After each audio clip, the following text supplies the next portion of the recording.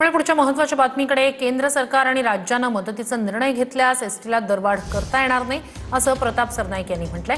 31 मे पर्यंत एसटीची कोणतीही दरवाढ होणार नाही असं मंत्री प्रताप सरनाईक यांनी सांगितलंय। केंद्र आणि राज्याच्या निर्णयावरच दरवाढ करणार।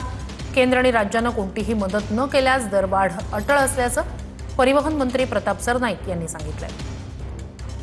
मे एंड पर्यंत म्हणजे 30 तारखेपर्यंत आम्ही थांबण्याचा निर्णय घेतलेला आहे आणि पुढील 10 ते 12 दिवसांमध्ये काय निर्णय केंद्र आणि राज्य शासनाचा होतो त्यावर अवलंबून राहून वेगवेगळ्या प्रकारे जर आमच्या मागण्यांची पूर्तता केंद्र आणि राज्य शासनाने केली तर आम्हाला दरवाढ करता येणार नाही। परंतु जर ती पूर्तता नाही केली तर आणि अजूनही काही डिझेलचे भाव वाढले किंवा अजून इंधनाचे भाव पुढे अजून मोठ्या प्रमाणात वाढले तर मात्र दरवाढ अटळ आहे।